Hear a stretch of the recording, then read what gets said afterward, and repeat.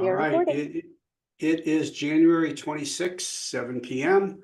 We have the meeting of the Bolton, Massachusetts Select Board. Welcome, everybody. And tonight we begin with an update on the federal ARPA money, the billing update from the Department of Public Works, Director Randy Heglin, who is with us.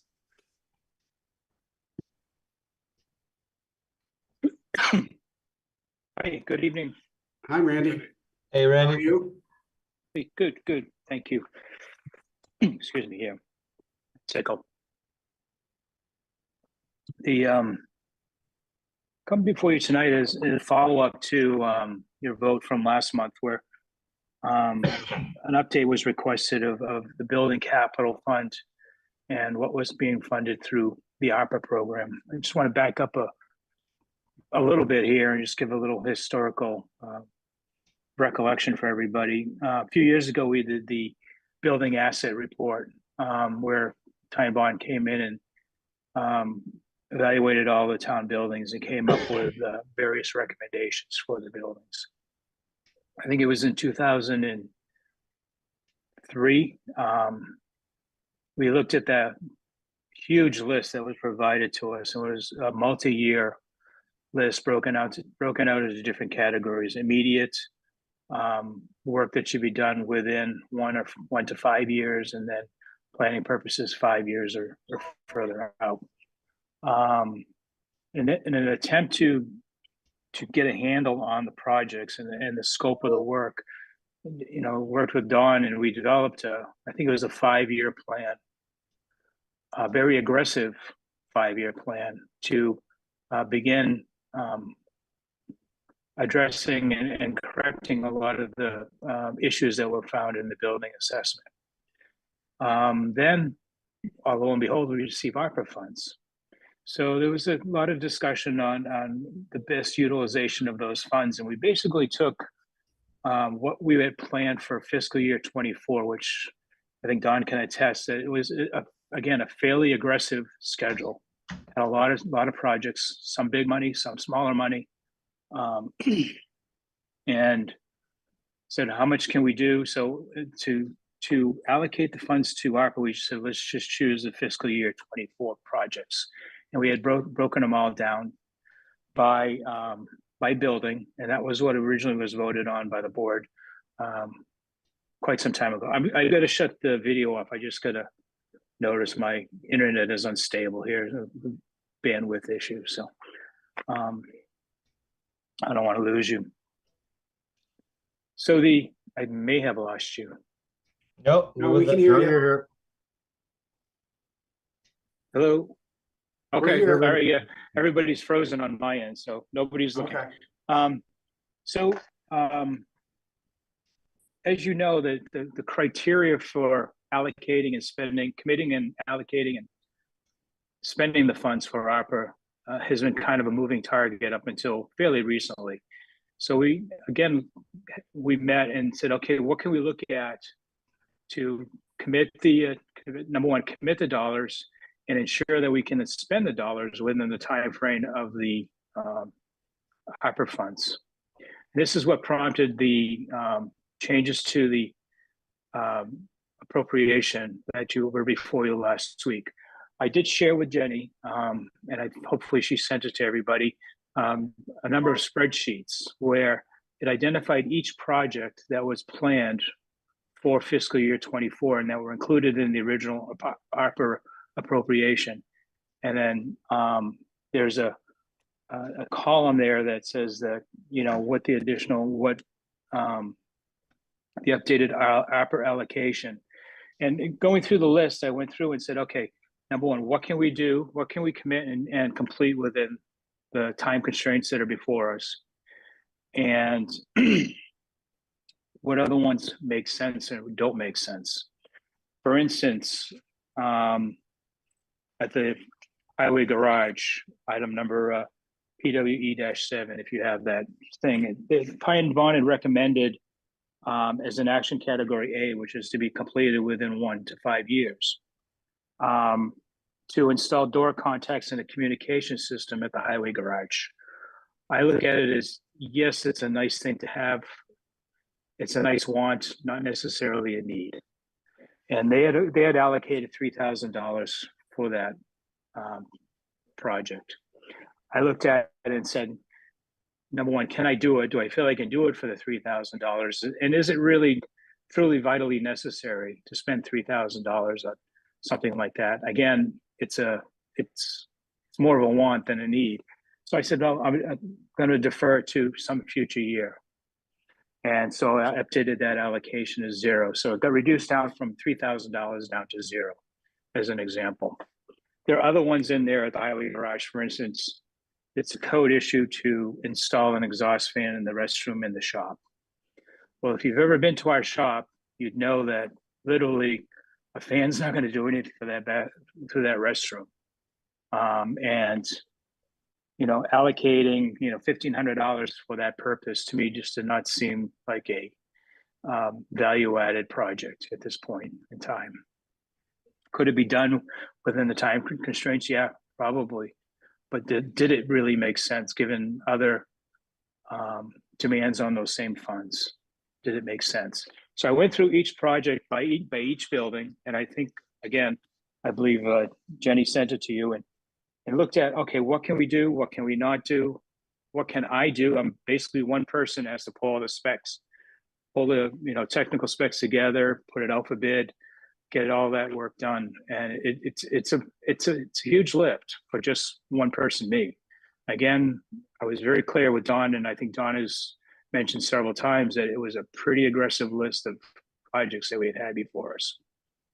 So I'll leave it there. If you have specific questions about the projects, any particular line project, we can discuss it further. But that's basically how I approach the revised numbers. So anything that's been changed to zero is it's not on the radar for the coming year. There were a number of projects that were listed that I put to zero. I gave two examples. One of them would be electronic security at the highway garage.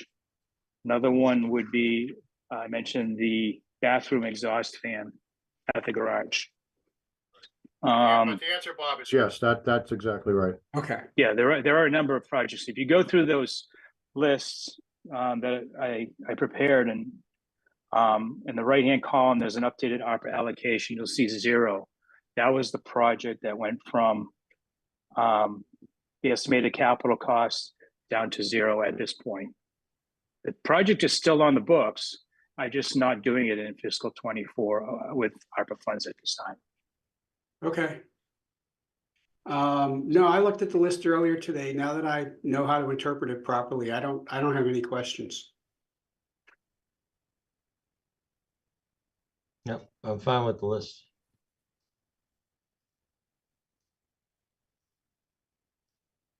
I have one question, and I apologize if I'm just not remembering the details here, but on the spreadsheet related to the it's like PSS 14 fire station garage roof. Can you just remind me what warrant article CONST spring 2024 means?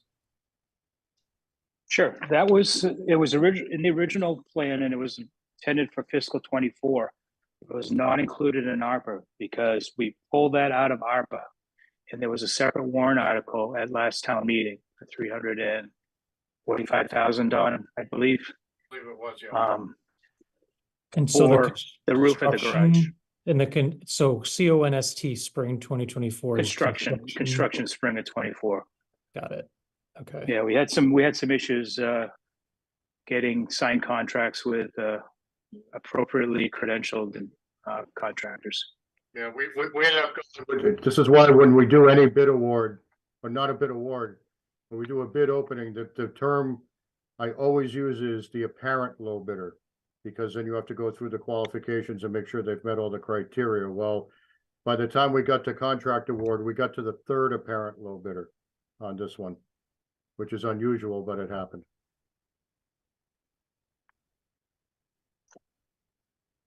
Thank you. Yeah, CONST is just my abbreviation for construction. And Okay. it is scheduled to be commenced in the March or April. All right, we appreciate the update, you know, we did ask for some more information when we were doing the review a couple weeks ago, so, we appreciate this very much. Thank you.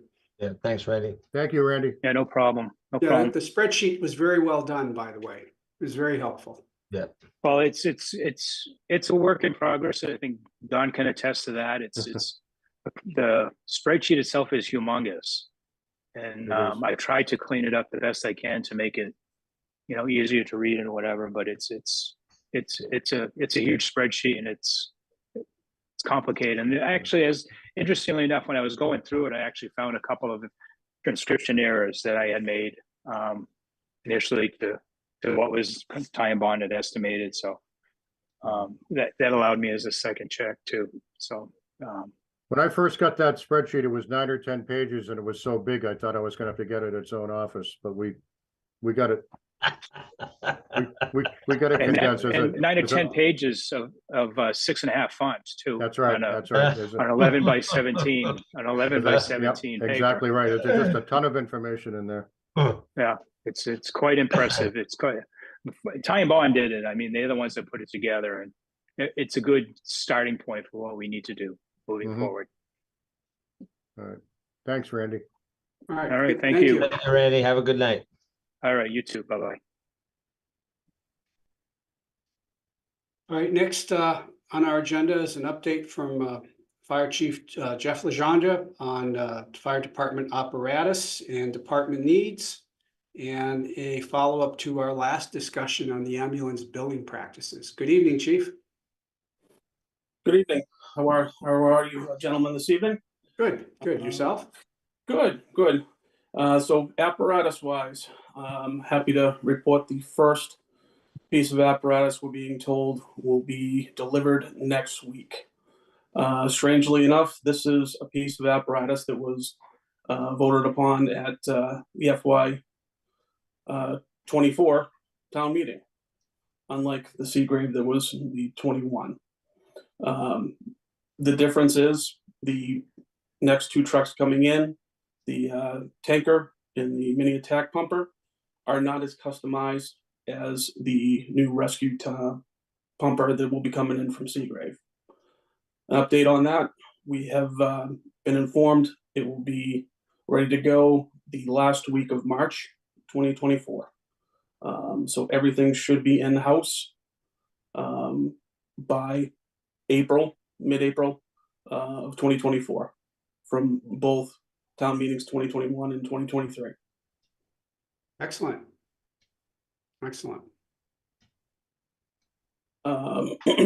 Any questions on the apparatus? Well, yeah, actually, wasn't the one that we voted on at the past annual town meeting? I thought there was a significant lead time on that one as well, that we weren't going to be paying for that for quite some time.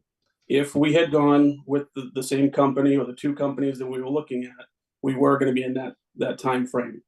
We took that back after obviously our displeasure with the manufacturer and sat back and do we really need a customized to that extent piece of apparatus to serve our community? Which led to some great conversation. And we came up with adding 1,000 gallons to the tanker and having a more mobile, more functional, smaller pump that would serve us with the demographics of, or the geographics of the town. We identified some bridges, culverts, extended driveways, fire ponds that we would need a smaller profile to get a truck into that would serve the operations of the fire department and the town better. So that's what led us to Fouts Brothers. They basically make 4 trucks. That's it. They're pretty cookie cutter, if you will. You can make some changes to the compartments, but they're constantly running on the line versus the Seagrave, which is completely welded to your specifications from a sheet of metal to a fully functional truck. Well, that's great news. Does that also mean that the cost of the truck winds up being less, or is it the same? We were able to come in under budget with 2 vehicles versus 1 to give us, we're still under budget for what we were allotted, and actually look at the mission of the department, and it was less expensive. Great, Good. great. Good. So the Seagrave custom is now March? It is March. The salesman, I talked with him today. He was actually out at the plant and talked to the president of the company, and it was the last week of March was the expected date. So that's when it arrives in Bolton. That's when it should arrive in Bolton.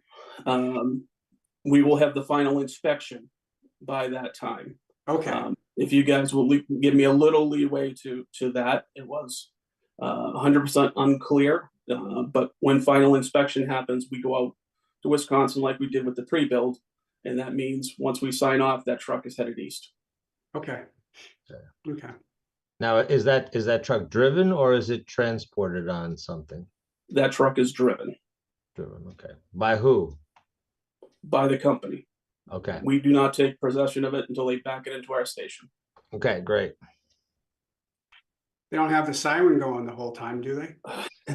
I wouldn't want to do that drive 55 miles an hour from Wisconsin to Bolton. No, thank you.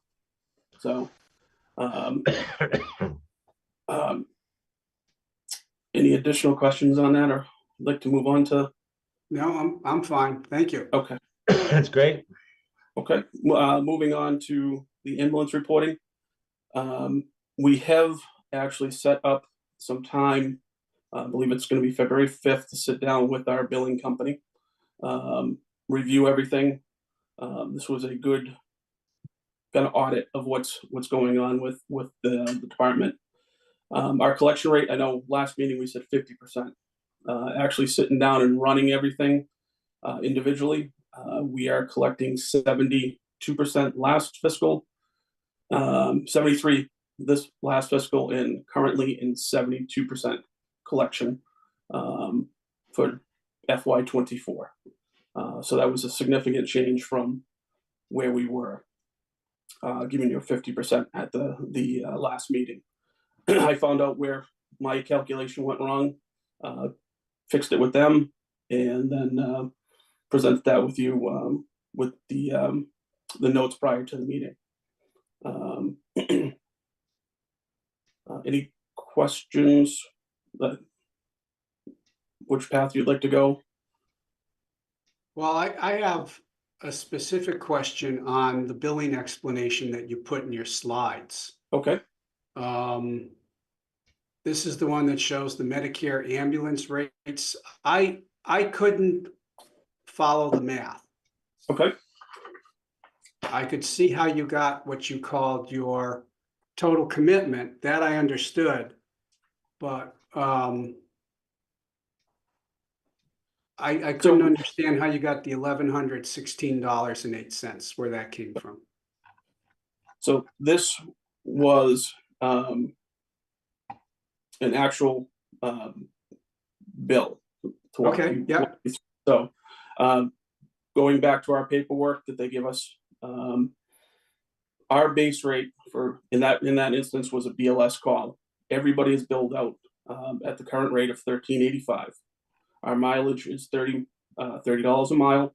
Ends up being 246 because it was 8.2. That's the Medicare adjustment. I apologize. I'm not going to give. I don't know what each deduction was for. There is 7 lines of deductions, and it doesn't give specific, like this is for transport, this is for mileage. Just the chart on the left, we know that's the rate that is allowable, the federal and state guidelines based on our location for the town of Bolton. But from our billing company, the adjustment was for $1,116.08. That is the cap that we're going to get us to $514.96. somebody could have some supplemental that might be in there too. If they had a second insurance, they would adjust it a little bit to the rates that you see to the left. But the way I'm reading this, and I'm asking if I'm reading it correctly, Mhm. is that basically our billable was $1,631. Medicare capped expenses such that we could not recover $1,116.08. So the net proceeds that we recovered was $514.92. That is 100% correct. Okay.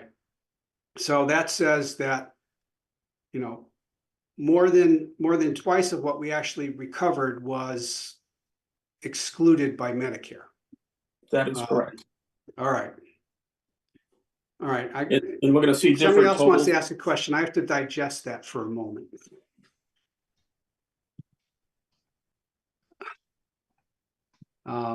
That's a big cancellation. Yeah, well, Medicare is not very forgiving. Being on Medicare, yes, is not very forgiving. So, Yeah. unfortunately, it is what it is. But it did jump from 23 to 24 from 498.88 to 510.90. So they're going to give us a little bit more this year. Okay. Yeah. Okay. So go ahead with your presentation then. Okay. So I did look at the area billing rates. We are right on par, where we are not the highest, we are not the lowest. One category we are higher than most, and that's our ALS 2 rate. That is a call in which 3 or more medications or the use of a defibrillator or somebody is being intubated will put us to that level. Most of our calls are an ALS 1 over the past year. ALS 1 is averaging about 54% of the call volume. That does not include BLS rate, our intercept fee, or ALS 2. An ALS 2 rate, we're looking at roughly about 3% of this current year, making up ALS 2. So there's multiple different levels. Our ALS intercept rate is average compared to the towns. We are at 325. There are 4 that are at 350, and most are below that, 300 or 275. So all of our rates are there. We can look at adjusting those rates if need be. We could move the ALS intercept rate up, discussing that with my deputy today, actually, looking at the District 8, Fire District 8 rates from the towns. I would be comfortable moving up to 350 for that, with your approval, so we can generate a little bit more income. But if we're extend that, there might not be as many calls coming to us, so we might see a decrease. So we want to stay right within the market. And I think 325, 350 is going to do that. But all of our other fees are right on par. Yep. Well, I'm fine with increasing the fee if you think it's not going to affect the call volume. No, it shouldn't. There are a couple out there in the area that are charging that, so it would be market value, if you will. Okay. It's fine. I know, Jeff, I had sent Don a number of questions, of which you addressed some, and I'll look forward to getting some of the other answers to the questions, and I sent some to him more recently. But what I find interesting is your slide, outstanding by residents, and obviously we have non-resident folks who apparently aren't paying. But I'm assuming resident 111, these are 111 individuals in the town of Bolton that have not paid for services that are rendered? Not paid in full. There could be some partial payments in there. There could be they didn't pay at all. The not current accounts, there are 238, and you are correct. It's 111 that are post a Bolton address at the time they were transported. Okay. 110 non-residents without a Bolton address, and 55 non-residents that were involved in motor vehicle accidents within the town of Bolton. Okay, so when you do resident 111 and then not current 238 accounts, so obviously resident is resident where they either haven't paid or they've only paid partial. And would that 111 be encompassed in your not current of 238? That is correct. Okay. Are any of these individuals, I'll focus on Bolton, who are what I would call repeat offenders? I actually can't produce that under the healthcare insurance. I can give you a total of everybody, but I can't single out one particular group to break it out like that for under the Healthcare Insurance Profitability Act. I'm more than happy. We're currently at $343,000 of those 238 accounts. That we haven't collected. That is correct, sir. That encompasses that 238. It's 86% of the patients have not paid in full anyway.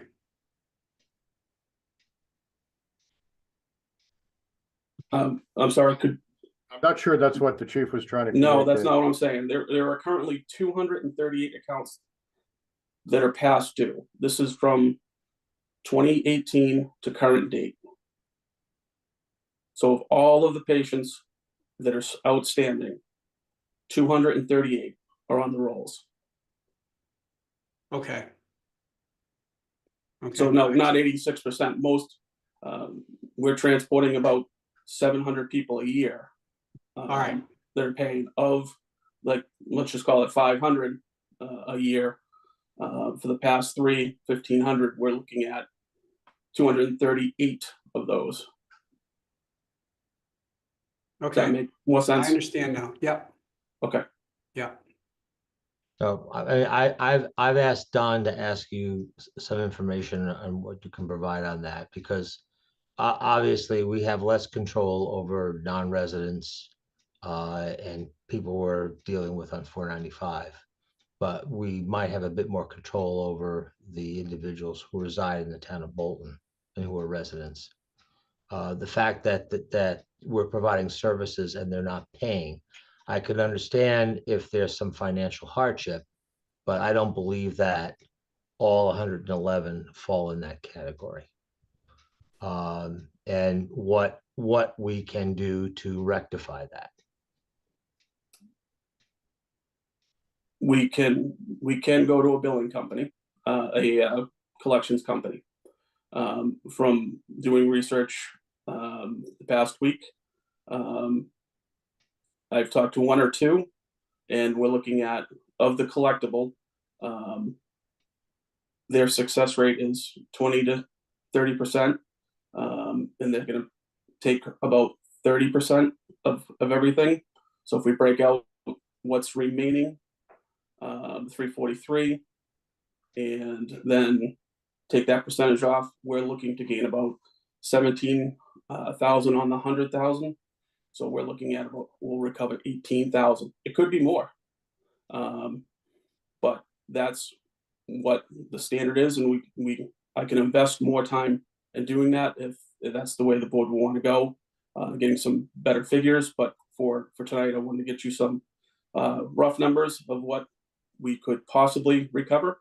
But we would have to go out, interview companies, get their percentages, because they could be different. But this is an overview of what the percentages are and what we could hope to regain.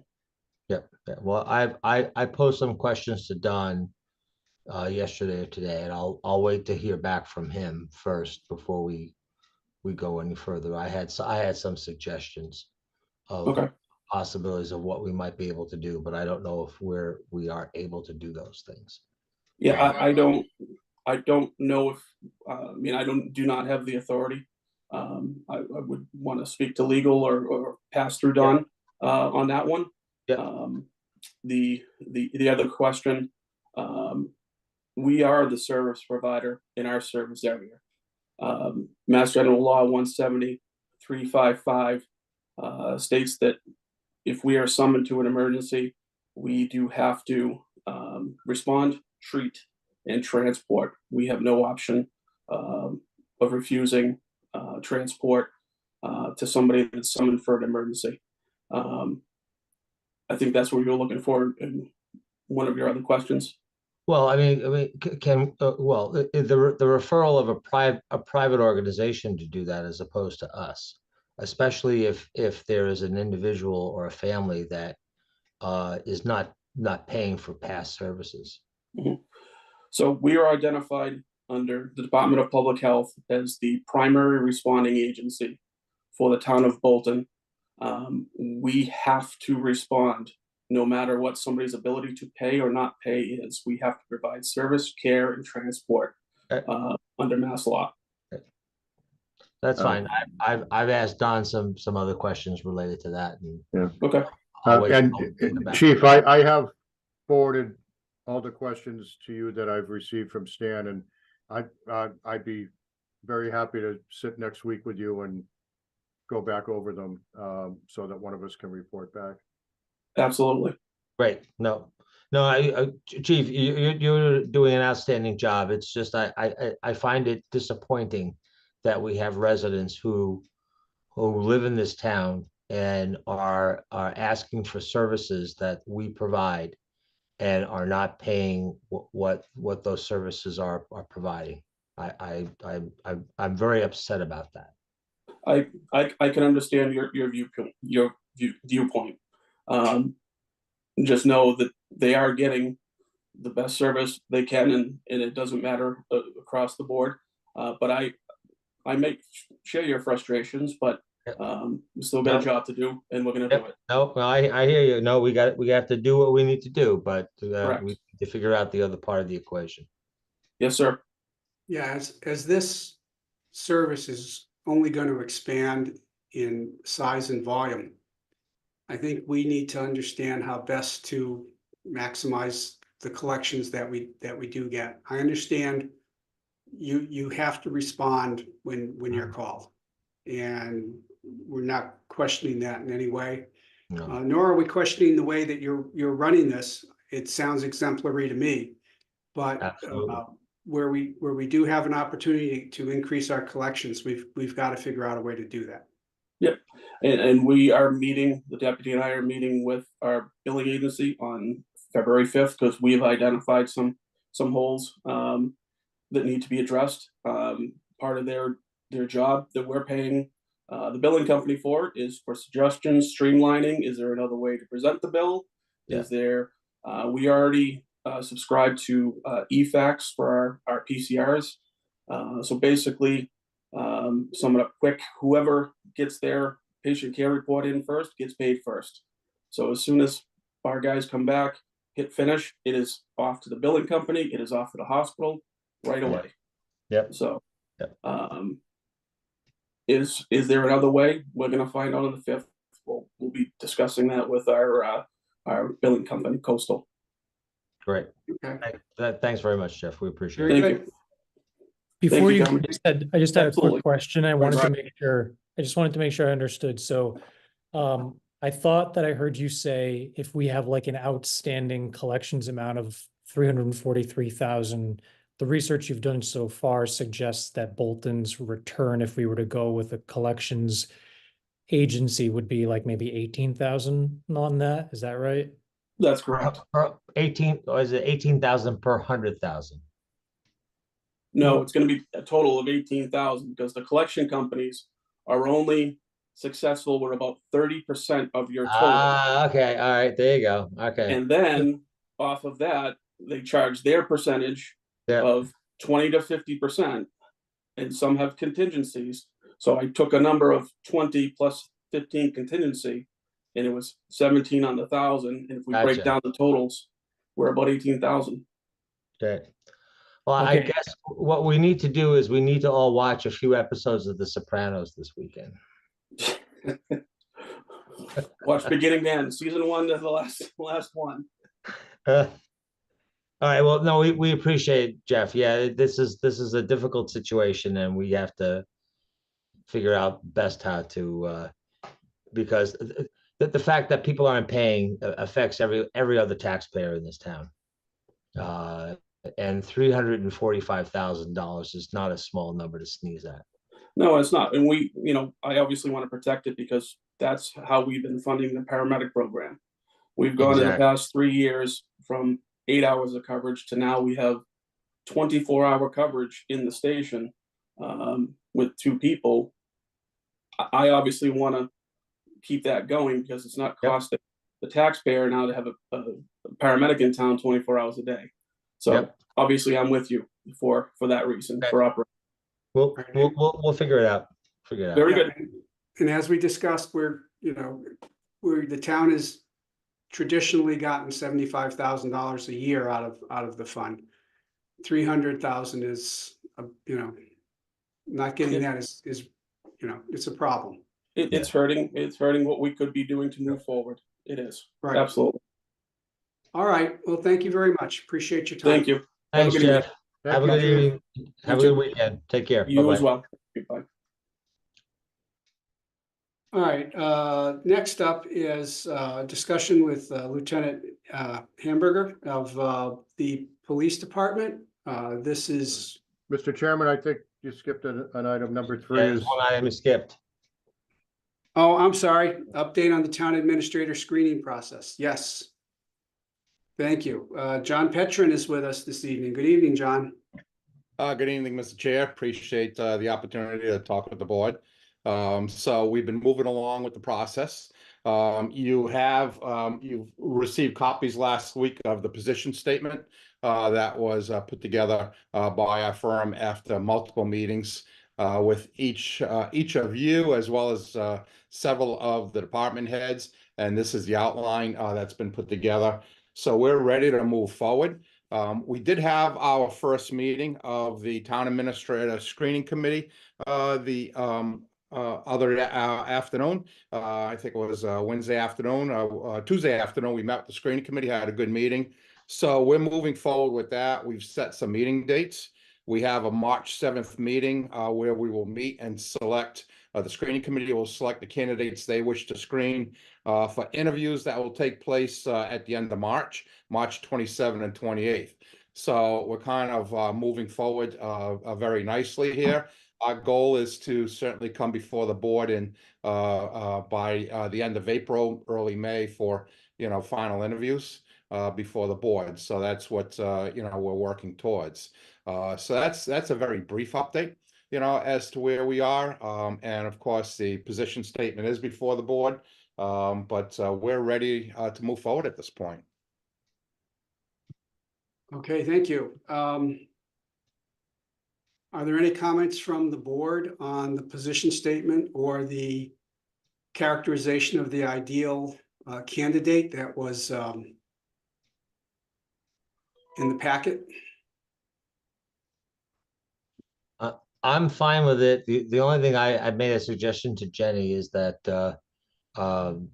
there was a comment about the certification of free cash in July of 2022, about 1.1.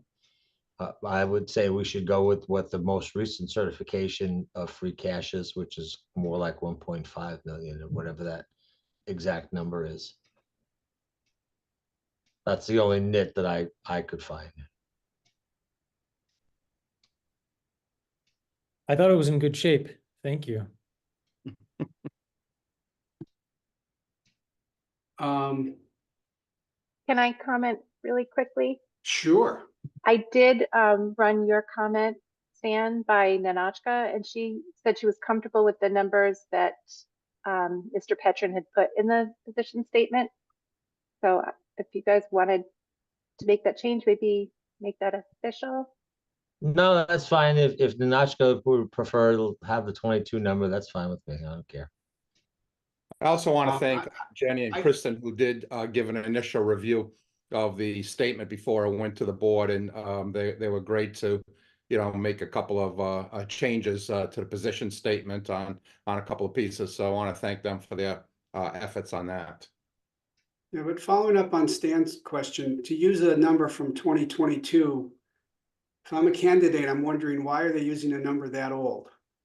Because typically free cash, we all know free cash is, you know, after a certain point, and, you know, it is in the same area, you know, so if the number, you know, was greatly changed, I'd be concerned, but the number is not. So they're not going to focus on that one number. I can make the change, no problem, you know, to the statement moving forward. But again, what you're trying to do is just give an overall view. No one's going to take that number and say it's a problem with fiscal year 22, or, you know, the difference between 1.3 and 1.45 million makes a difference. So I can make the change if you wish, but again, it's not going to impact any part of the discussion, you know, candidates are having and considering the community. But my Okay. understanding, John, is you've already published this position statement. We did. We can change that. It has not gone out to all the managers yet after, and I'm not, you know, and I apologize if I jumped the gun in getting this, you know, to the MMA, but in order to make the deadline in May, we needed to move, you know, somewhat quickly to get this going. But I have not emailed it to all the managers and assistant managers in the state. That will come tomorrow.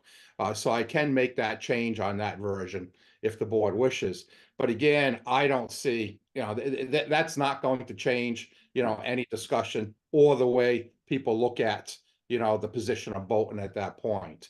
You know, the statement, as you can see, was, you know, it's 4 pages, a lot of information in that statement, and a lot of it is highlighted to go back to the website.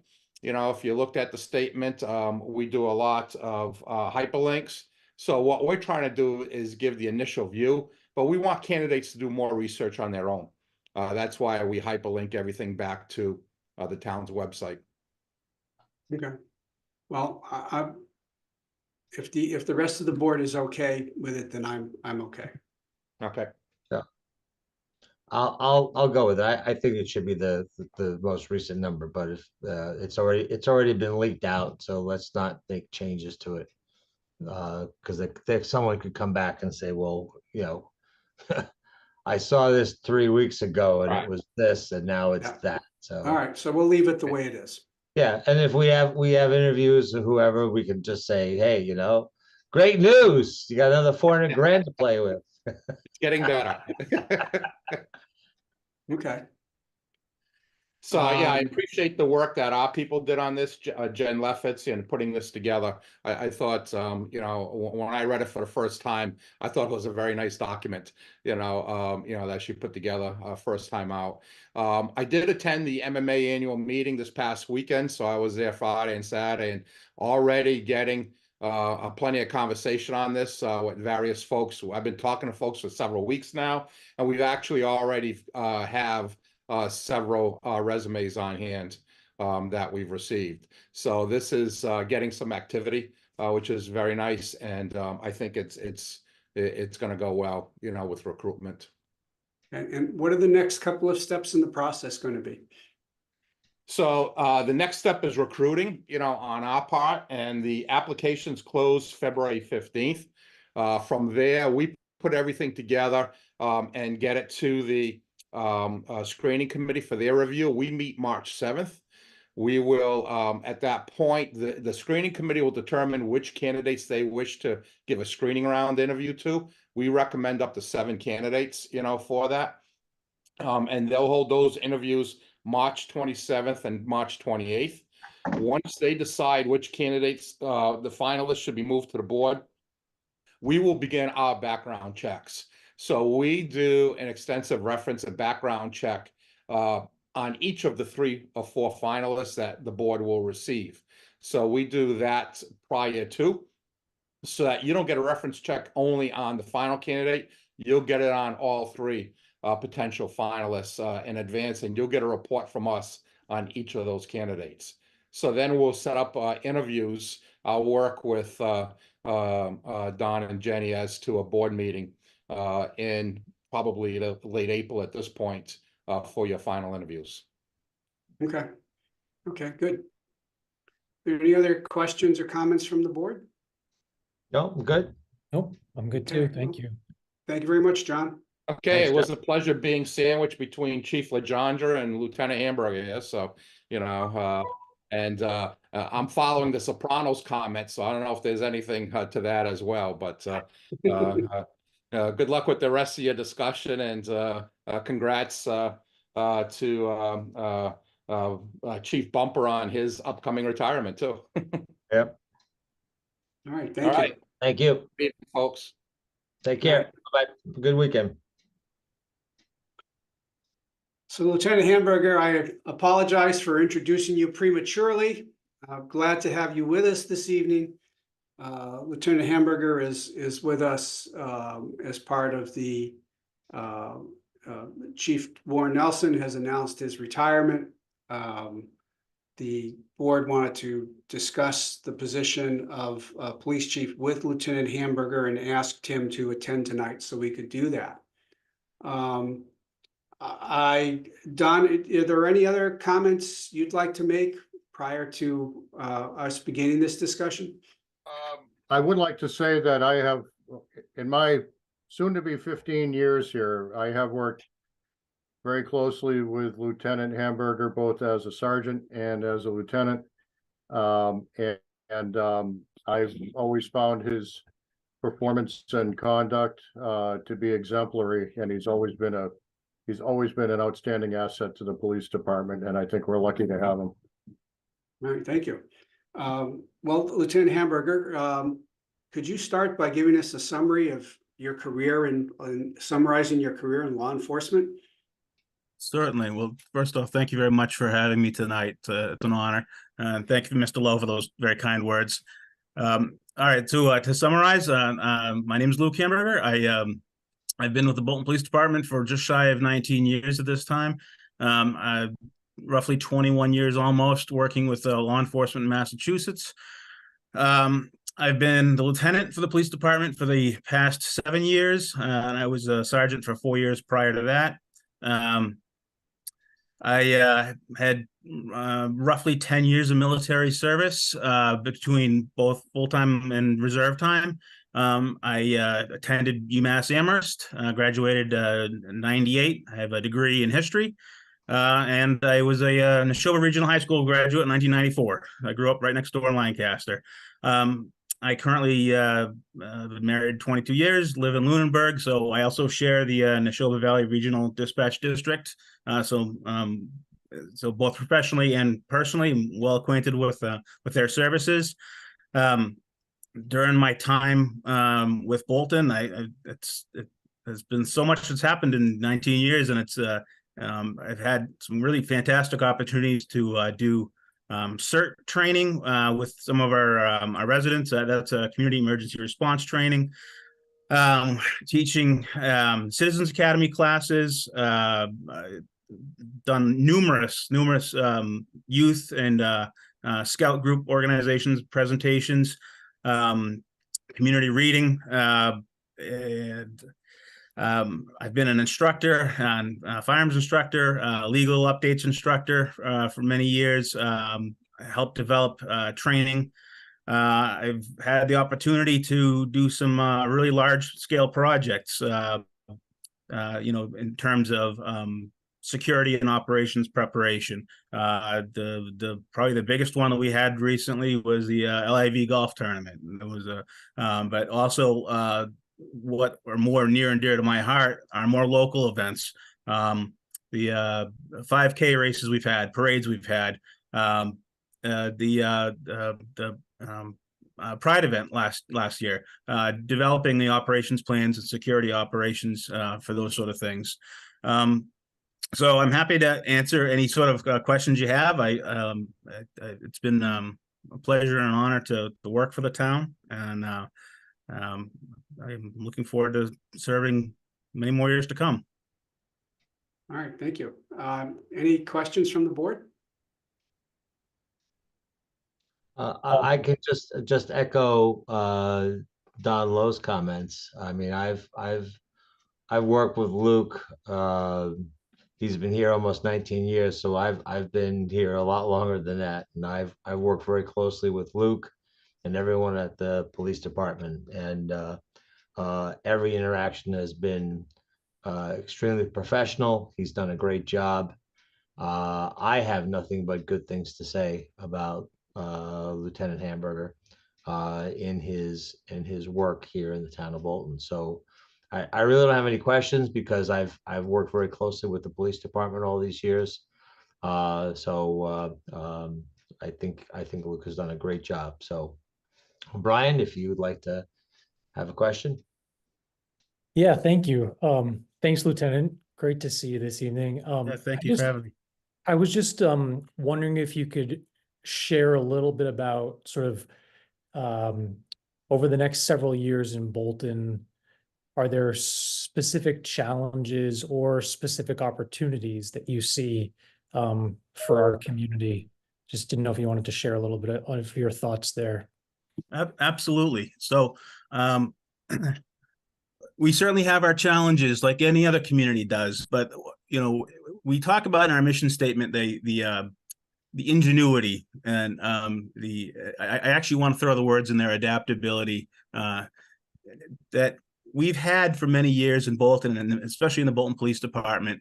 I'm always amazed at the skill sets some of our people bring. We have some really solid, exceptionally fantastic officers.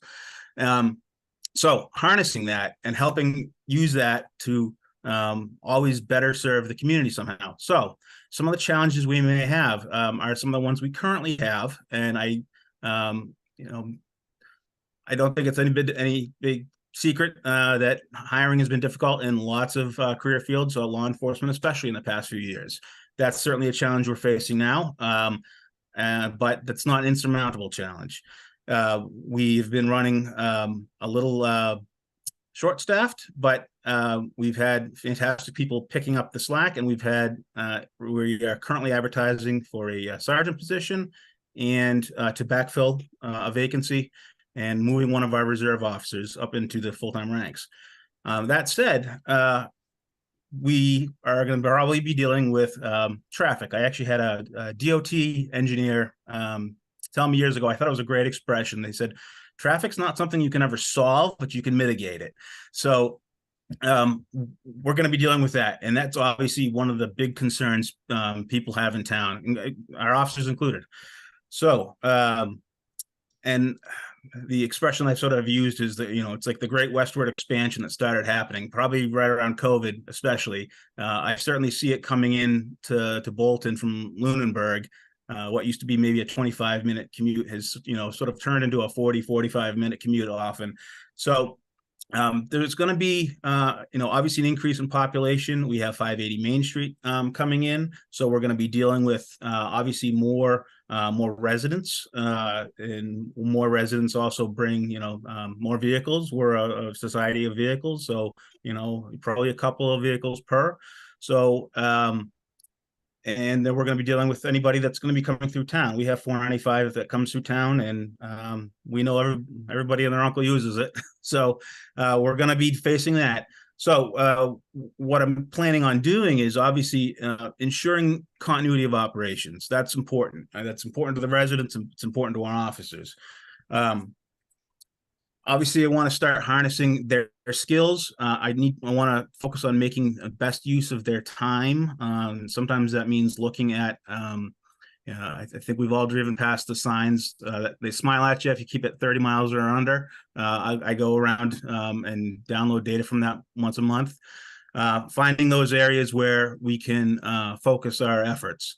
And I don't want to say start doing that because it's something we've been, essentially doing all along, but I want to see if we can improve upon that.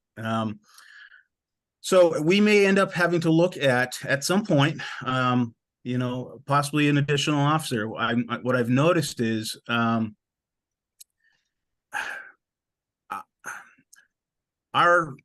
crime rates or our areas of concern in town generally focus around traffic related issues, some property crimes and some financial crimes. But we've been relatively stable and relatively flat. We had a couple of strange little peaks during 2020, as I suspect a lot of communities did, but we've seemed to have sort of leveled out. With actually last year when I started looking at the numbers, last year was a little bit lower, a little bit of a one-off, but I think as we start seeing more people in the communities, there's going to be more opportunities for issues to arise, but they're not insurmountable. So in order to continue that high level of service that I believe our officers can provide the community, one of the things I would be looking at essentially at some point doing is our current detective works essentially in a part-time role, if you will. He's a full-time employee. A lot of times he fills in detective duties in between patrol responsibilities. I'd like to make sure that we continue being able to solve crimes, solve issues, and maybe having a full-time officer being able to cover patrol issues, so our detective can properly fill in those detecting roles and those court issues that come up. But obviously I want you to start using technology too. I don't want to just say, well, we need a whole lot of money, because I get it. I'm kind of a Yankee at heart. I'm pragmatic, but it won't come at the cost of something that's, foolish or unsafe. So if anybody's tuned in, I hate to say it, I'm sorry, there are not going to be any MRAPs rolling down Main Street. There won't be any jet skis getting launched into Little Pond, and I have no need for any helicopters or pilots right now, and I probably never will. But I do want to, I do want to make sure that we obviously continue providing the actual needed essential services to the town, especially as it continues growing. And as much as it would be, beneficial to traffic to, I don't know, make a drawbridge somewhere around the Bolton Flats. The reality is we're going to end up having to deal with some of the effect of increased traffic on roadways. Also looking ahead, a traffic car may be essential at some point. One of the issues I've noticed is it's sort of a, I don't know, maybe gallows humor. I always say like 3 o'clock in the afternoon, I think somebody rings a bell somewhere, because all of a sudden everything happens very quickly, and there's a lot of traffic on the roads. That seems to be when people will come in and report, you name it. Sometimes it's just looking for assistance. Sometimes it's some pretty heavy duty stuff. And so the evening shift can get very busy. The first third to half of the evening shift, particularly. Down the road, we might be having to look at, a traffic unit. So the officers are great about doing radar assignments, but what happens is I've said like 117 is like this big magnet. I swear that, the residents have, legitimate concerns that there might be, speeding or hazardous operation in their neighborhoods. And the officers will go out to do, traffic enforcement, monitor stop signs, things like that. And then, they're there for 5 minutes, and all of a sudden they're getting dispatched to a crash or something on Main Street. So I've used that analogy a few times with folks. It's like, they go out and they try to do what they can, and but there's always that sort of crush of activity at certain times of day. So focusing our efforts on those areas. We're also dealing with a lot of other technology type issues these days. And technology is great. It can sometimes be a bit of a crutch, and it certainly won't solve everything, but it certainly can be used, to benefit us. One of the issues we have currently, which I'm looking at some other options presently, but we get a lot of body camera requests these days, and I think they're a great tool. I think they've been. It's funny I didn't see a ton. There was some maybe hesitation or concern what they were going to be before they rolled out, and once they're there, I think everyone's sold. It's a fantastic tool, but it does come with some additional cost in terms of time and efforts.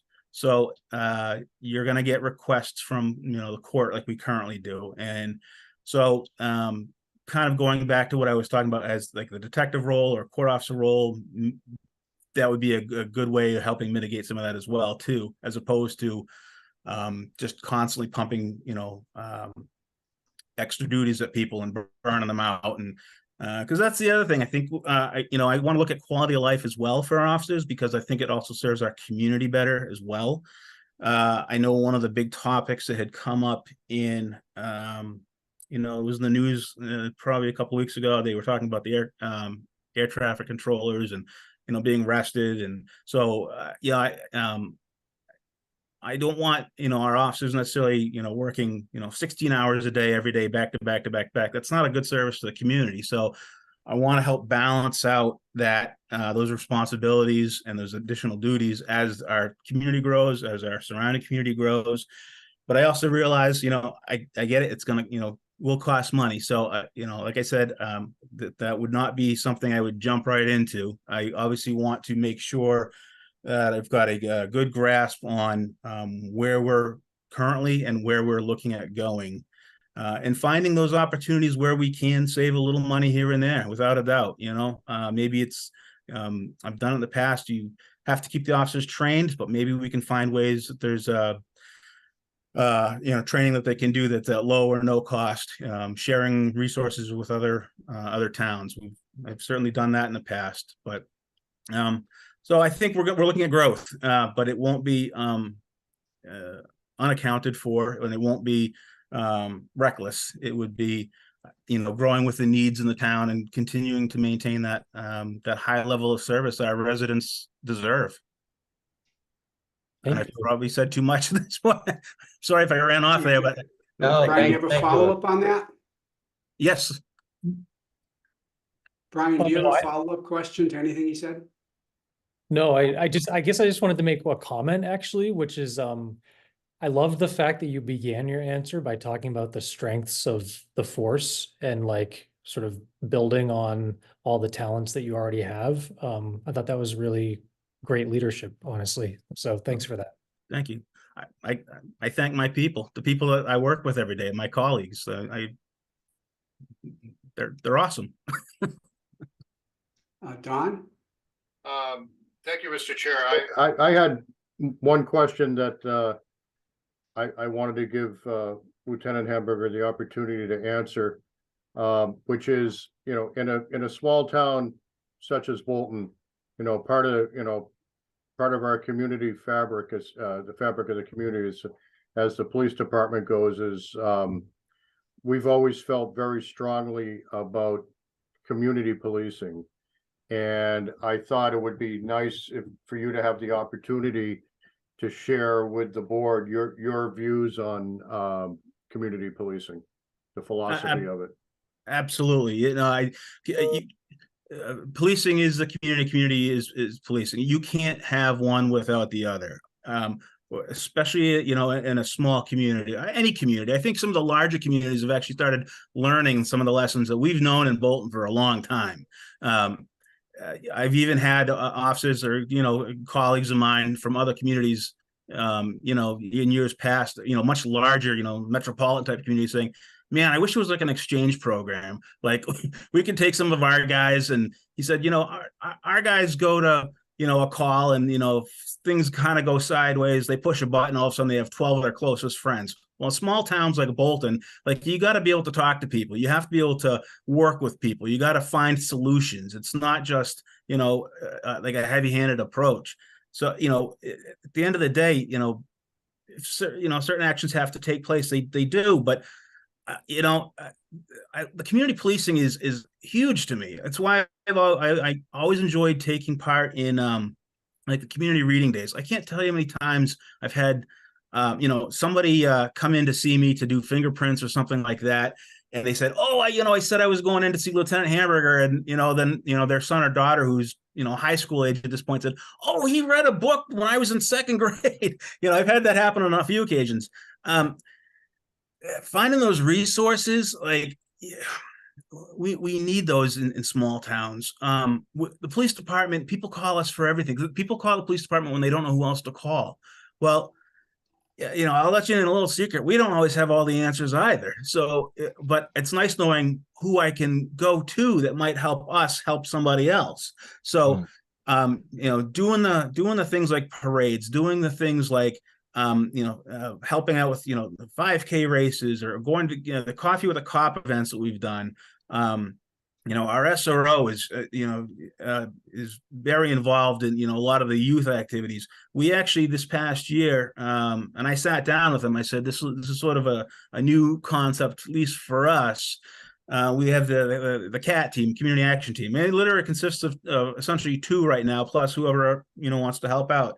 I think I mentioned earlier, you know, one of my passions was doing the scout groups and the youth organizations, going, giving presentations on safety, or just giving them a tour of the station. Because that's like, I've been here for 19 years now. I have adults now that met me when they were, you know, 5, you know, or 6. So that's great. That's a sense of community. You know, and I do like like I said, you know, fingerprinting for, like, you know, the firearms licensing and stuff like that. It's like, you know, you see the generations of families coming in, and you know, that was always important to me. I grew up in a small town too, right next door, right in Lancaster. So I get it. It's incredibly valuable to me. Our officers, we have a number now that have been with the department for, you know, 10 or more years.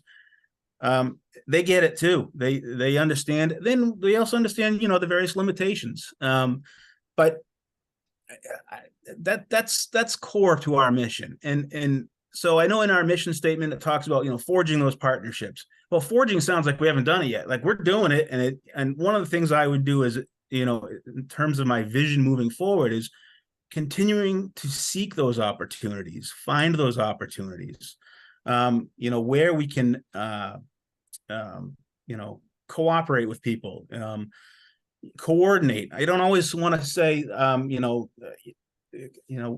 I don't want to ever be the department that goes and says, "Hey, this is how we're going to run it." You know, it's you coordinate events. One of the events that I had done last year, they, you know, said, "Well, this is kind of what we're looking for. What are your ideas?" So we give them some suggestions, and we meet with them. Our CAT team did one. It was a car show. This is sort of like what your security concerns might be, you know, and everybody goes away happy at the end. So that's what we're looking for. You know, if we can get in front of problems by spending the time and talking with people. The Citizens Academy was like that. You know, the CERT training we did, it was pre-COVID. Those were great opportunities, and certainly going to be continuing to look for more opportunities like that to do in the future. Thank you very much, Luke. Certainly.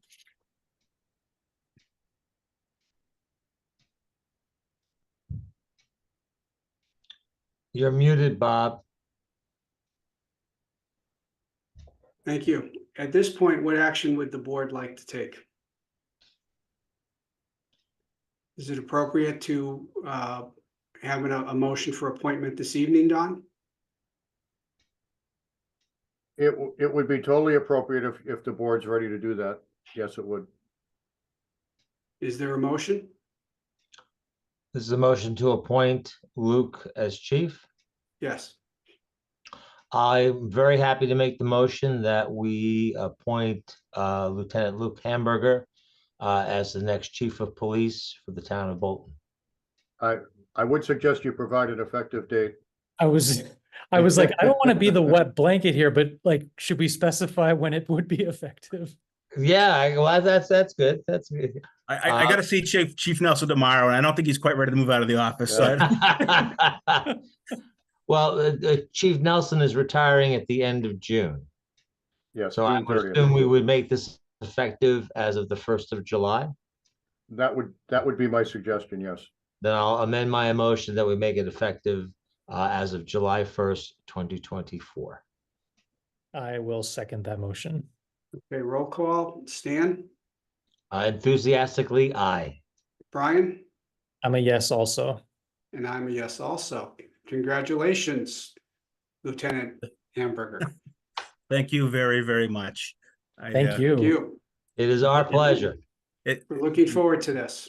Absolutely. I am I'm blown away, and I look forward to continuing to serve the town of Bolton. That is my second home, and I will give you 110%. And we look forward to it. Thank you very you. much. All right. Thank you very much, Luke, for your service. Thank you very much. Thank you. Have a good night. You Good as night. well. Thank you. Next up is the town administrator report. Town administrator is gonna struggle to follow that, but he'll do the best he can. Yeah, he's leaving at the end of June, deadbeat. Yeah, so, well, yeah, no, the chief and I will be carpooling that day. So Because just you an up speed out of town, no doubt. No, well, then they'll stop me, cause. Well, I gotta be we really gotta careful. get a few bucks out of you, Don, before you Yeah. leave. Yeah, very few, I hope. So, okay, so first, just an update, quick update on the MVP project. We have achieved a major milestone. We have hired Ryan Associates to do the design services for the Derby Field project. Ryan Associates is out of Waltham, and we've already had a site visit with them, a team meeting site visit to get things moving. So very happy that we finally were able to find a qualified firm to work on the design services for us. Now we can really get moving on things. Next is the gift policy update. As I promised, I did provide you with a draft policy that Jenny included in the packet. I have received no questions from anyone on it, so I'm assuming that I made it clear what we're trying to get to and why, but I'd be happy to answer any questions now on it if anybody has any. Yeah, I did have one small question on it. Donations of tangible items. You give examples of a flag, a monument, a plaque. Mhm. I think of other things that have been donated to the town in addition to labor. So for example, materials to regrade the infield at Memorial Field. Or I believe we were at one point someone offered to provide and then spread fertilizer on the town common. Are those considered donations of tangible items? Yes, that would be an example of a tangible item, whereas someone offering to perform work would be a service. So a Okay. service would not have to be treated the same, but something as a tangible item, it's basically goods as opposed to service. Okay, so but in a case where it's goods and services, the select board would have to accept the goods portion of it. I would say accept the goods, yes. Yeah, And then okay, offer thanks to the people who are doing the volunteer work. okay. Yeah, I'm fine with the gift policy. I think that'll clear, having it in writing and making those examples clear will simplify the job of the board. Oh, great. Look good, thank you. Thank you. Do we need a motion to accept the gift policy? Please. Make a motion that we accept the gift policy as written and provided to us today. I will second that. Okay, roll call. Brian, Yes. Stan? Yes. I'm a yes also. Great, thank you very much. Next, I just wanted to give you a brief update on cannabis laws and more specifically, Oh, never mind. I'm sorry. Go ahead. and more specifically, the change in regulations that the Cannabis Control Commission is looking to implement. In short, many of the things you thought you knew about the cannabis regulations are going to change effective March 1st. And I go back to when this all first came about, it was made very clear that communities that allowed cannabis operations to be in their communities could charge up to a 3% community impact fee based on annual sales. That is no longer the case. You may only assess a community impact fee if you can cite a specific expense that the community is incurring solely due to the marijuana facility, whatever it may be, dispensary or or a grow facility or what have you. So it's extremely difficult hurdle to meet. And I'm going to reference one of two bulletins that we've gotten recently to read just a brief thing here. The hypothetical question is, my community entered into a host community agreement with marijuana establishments and medical marijuana treatment centers prior to the regulatory change. Do we have to renegotiate current HCAs to conform to new changes? And to the surprise of all the town administrators and managers, the short answer is yes. The longer answer is that's in here. Starting March 1st, 2024, all HCAs will be reviewed by the commission each time a marijuana establishment or medical marijuana treatment center seeks to renew their annual license or upon submission of an application for a new license. Once the new regulations are effective, non-conforming provisions of an existing HCA will not be grandfathered past March 2024. Municipal officials should consult with local council as to whether current HCAs meet the new criteria. So in other words, if you're a community that entered into an HCA 3 years ago, and as you may remember, HCAs are good for 5 years, the premise under which you entered it no longer is valid, and you are not entitled to the community impact fees that you have been receiving for the past 3 years, which is clearly, I mean, in my mind, and this may be strong language, but in my language, it's an example of a bait and switch. You know, communities voted to adopt these under certain assumptions, and now the assumptions are retroactively invalid. And I don't know, it is very unfortunate. And just to give you an example, and this is the first time this has happened in the state. Maybe some of you have seen this story, maybe some of you have not. But it's a Telegram story that was published actually on or dropped on January 18th of this year. And I won't read you the entire story, but I will read the first 2 paragraphs. The town of Uxbridge has reached an agreement in Superior Court to largely refund the community impact fees paid by a cannabis store, according to court documents and the law firm representing the store.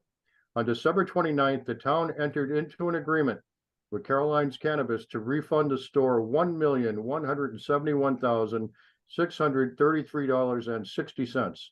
According to a statement from the law firm at Millen Law Offices, the amount constitutes 80% of the community impact fees the store paid the town and may be the first legal settlement resulting in refund of the controversial fees in the state.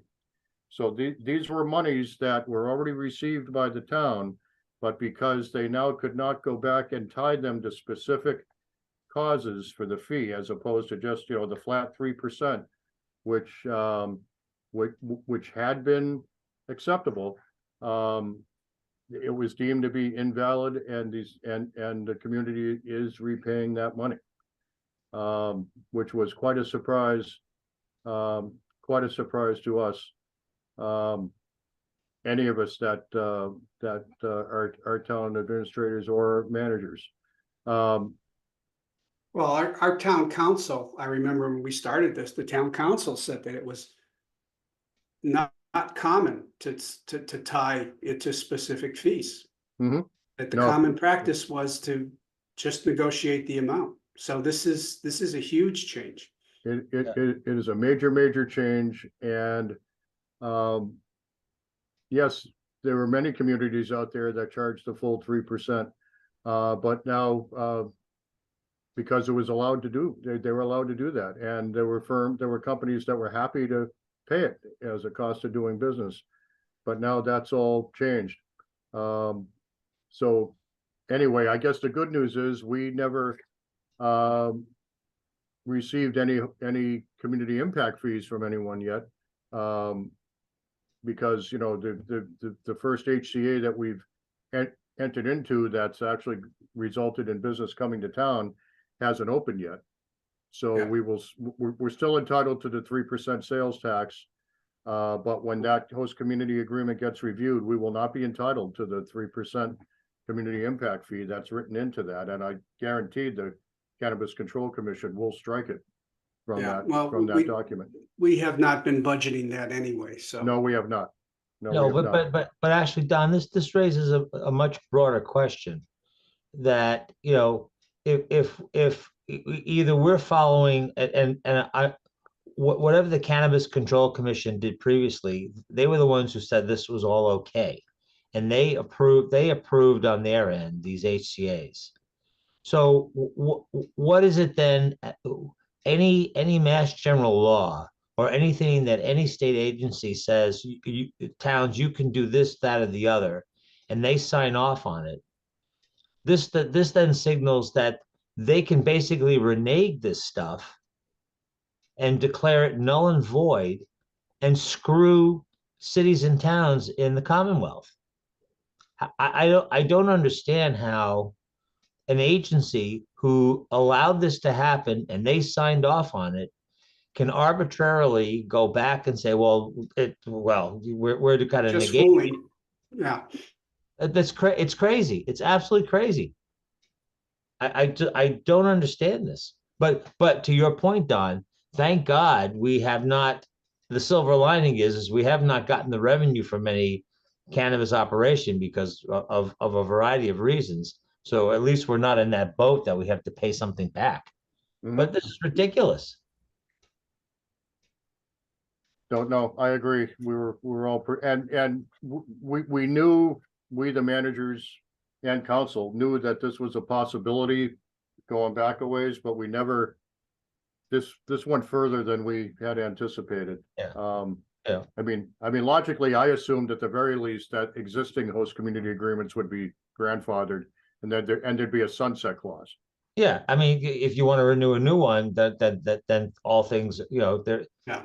all bets are off, but not retroactive when the state has to approve these HCAs, and then they basically say, oh, well, yeah, the towns are screwed. That's absolutely ridiculous, but it is what it is. And just one more just beat it a little bit more. There was one other brief paragraph that I will read in the article. It was a very well-written article by the Telegram. At the time Carolyn's Cannabis entered into its agreement with Uxbridge, state law stipulated that the payments could not be more than 3% of gross sales or be effective for longer than 5 years, according to the law office's statement. So it's acknowledged the stipulation was there. Yep. But Yep. Anyway, it's not anymore. Well, there you go. So the good news is we haven't gotten any money that we have to give back. There you go. Yes. So then just a brief update on, the preliminary FY25 budget discussion. I met with our town accountant and town treasurer earlier this week. We are looking at some pretty significant budget pressures again this year. We don't have all of our final numbers in for everything. But as with every year, the major cost drivers in what is currently, there's the only term to call it, is a budget deficit, because we haven't figured out how we're going to be able to fund everything yet, because we don't have all of our numbers yet, is education, which is a combination of the Neshoba Regional School District and Minuteman, is a major factor, and employee benefits is another one. If you look at those two categories, those are, that makes up the vast majority of what we're looking at for a deficit right now. But until we have all of our final numbers, we really can't comment on the severity of it just yet. Also, at our monthly meeting, at our monthly TA meeting, Stowe Town Administrator Denise Demkowski and I met with Superintendent Downing and Ross Mulcairn, the District Business Manager, just to review where we are on our budgets and where the school district is on theirs. And I'm going to let Brian, speak in his part to the details as to his school budget update. I'm not going to take any thunder away there, but we shared where we are, and Superintendent Downing did share quite a bit of detail as to where they are in their budget process, what they've gone through, what they've examined, deferred spending as far as positions, that type of thing. I have to say, Superintendent Downing offered quite a bit of information, which was very much appreciated by Denise and I. We haven't always seen historically that level of detail this early in the process, so that was welcome. So I thank Superintendent Downing for that. But the fact is, on January 25th, it's really premature to be able to talk in too much specificity. I think our next meeting, February 15th, we'll have pretty much all the detail that we're going to need, and we'll be having detailed budget discussions then. And I'm planning on February 15th to present my capital plan to the board then, because then I'll as I look at my board, I know I've got 11 proposed capital projects on my board, and there's no way we're going to be able to fund all 11 of them. And I don't know how far down the list we're going to be able to go. If I had to make a decision today, I would say maybe 4 or 5. But I'll have that refined by the next meeting. So that's where I am on the budget right now. I'm concerned every year at this time, and I'm especially concerned this year. Okay, thank you. And I will say one other point, since I did say I would talk about the school district impact assessment impact. Again, I'm not going to speak to this to a specific assessment because that would be premature. But one data point to file away going forward is I asked Ninochka to be able to quantify for me what 50 basis points or a 0.5% increase, if you will, in the school budget does to us. So every 50 basis points or 0.5% will equate to $87,000. So that's one way that we're looking at it. If we're looking at 3% versus 3.5% versus 4%, each increment is $87,000. Okay. All right, And thank you, Don. I'd be happy to field any questions anyone has, but that's pretty much all I've got. All right, moving on to select board business. The select board appointed Brian Boyle as its representative to the warrant committee of the school district. And Brian, do you have an update for us? Some information on their recent meetings? Sure, I have an update, but I have to confess that because I was traveling earlier this month for their most recent budget and warrant subcommittee meeting, my information actually relies on what was presented to the whole school committee last week. So everything I'm going to say is actually, it's available on the recording of last Wednesday's full school committee meeting. So last Wednesday it was like a 3-hour long session, pretty much devoted exclusively to the FY25 budget. I can throw some links into the chat if you're interested, but I just wanted to share at a high level where they're at. And one thing to know is that they do have I'll just pop this in the chat while I'm talking about it. They have a budget timeline that they keep sort of publishing and republishing that tells you kind of where they are in the process. And so I just wanted to highlight that according to that calendar, which I just shared in the chat, they're planning to do another update on their budget for the full school committee February 7th, and then yet another update to the full school committee on February 28th. So the version that was presented on January 17th I would have to emphasize, as they did in the meeting, is draft one and subject to change. But with that in mind, I still think it's important for people to understand where draft one is, which is if you look at our town's projected assessment, not including the capital debt assessment, which is obviously increasing considerably because this is the first year that borrowing for the high school will be reflected. So just carving that piece out, the current change in the operating budget assessment for Bolton is projected at 7.3%. Again, this is early in the process, but so right now it stands at 7.3 for Bolton, 8.6 for Lancaster, and 6.6 for Stowe. And then if you add in the capital and debt assessment on top of that, obviously it's like for us, it's closer to 11%, but the high school building is debt excluded, as you both know. So I will share with you, in case you're interested in looking at it later, they went through a really lengthy slide deck that gives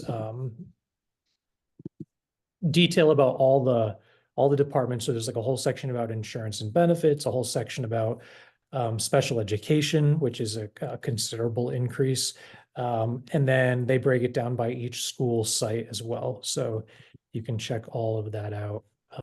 But I will be keeping tabs on this. I'll be following up. I'll be very interested to see how the numbers change in response to further discussions that they have at both the school committee and budget and warrant subcommittee level.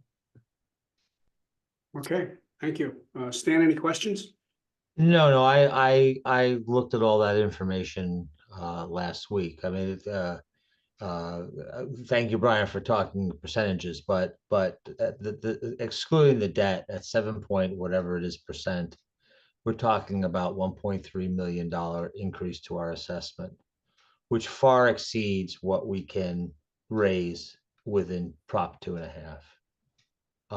And this is something that we have discussed with the district management and with the school committee for years now. So I certainly hope that that number comes down. Currently, given where we are with where we are with the budget, we cannot deal with a 1.2 to 1.3 increase of $1 million increase in our assessment at this point in time. So I hope they find some areas to shave that number. Okay, thank you. Are there any public service announcements? I actually None? have a couple. Okay, Mr. Chair. any? Mr. Chair, I actually have a couple. Certainly, Don. I only get to do this for a few more months, so I got as much Don, do it all as much as you want. I get as much mic time as possible. So first, I think a large thank you is in order to Matt Savoy for his performance at the opening of the ice rink. It's very good of him to do that, as he has in the past. I know the people who attended enjoyed it very much, and just thank you to have and good to acknowledge some, for people who don't know Matt, that somebody of that caliber of skater who lives in town and is so community minded to be willing to do that. And sort of related to that, just a general reminder to the public to please refrain from throwing snowballs and things like that onto the skating surface, because it just makes the surface uneven. And we need to keep the ice smooth down there as much as possible and make things safe for people who are taking advantage of it. And Parks and Rec are working hard to keep that ice in good shape, and it just makes it harder when people throw things on the surface. So please try to refrain from doing that. Okay. Any future? Go ahead, just- Brian.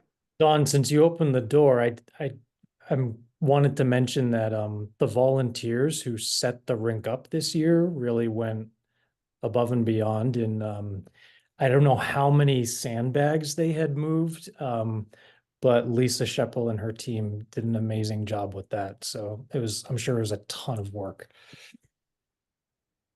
Yeah, very true. Are there any future agenda items for discussion? Not for me. Yeah, I have one.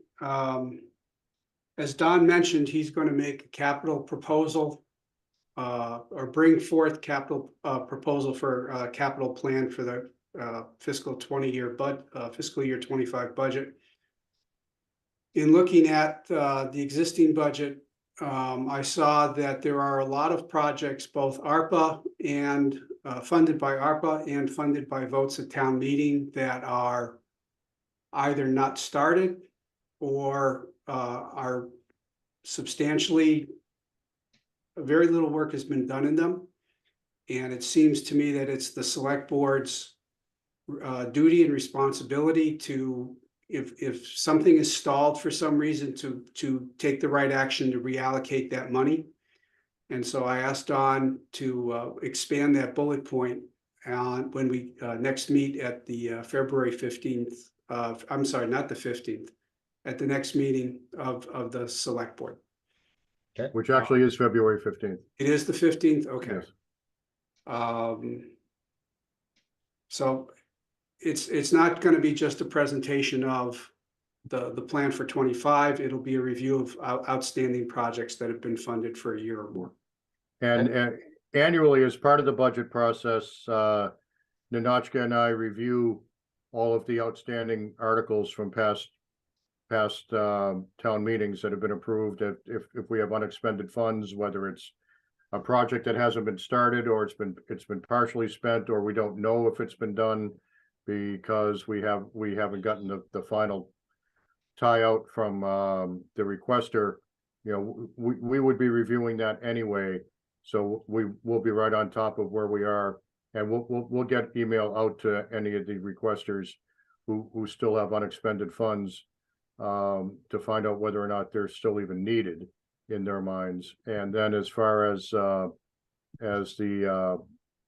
ARPA spending goes, it's really pretty much going to be a combination of expanding off of what Randy's already given me and a discussion with the school district to be able to finalize that. So I should have everything ready for that on the 15th.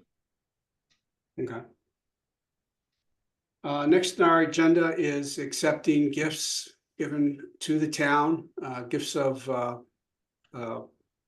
donations basically to the town from July 1st to the end of December. There's a total number of gifts of $3,570 given. In the past, if we have a list of who the donors are, we've read that off. We don't have a list like that. So if there are no questions or comments from the board, I would entertain a motion to approve acceptance of the gifts in a total of $3,570. So moved. Second. Okay, roll call. Stan? Yes. Brian? Yes. I'm a yes also. Could I have a motion to approve the bills and payroll warrants W24-13 and W24-13A? So moved. Second. Roll call. Brian? Yes. Stan? Yes. I'm a yes also. And we have two sets of minutes for approval. We have the minutes of November 16th with changes and the minutes of December 14th with no changes. Jenny, do you want to present the November 16th minutes?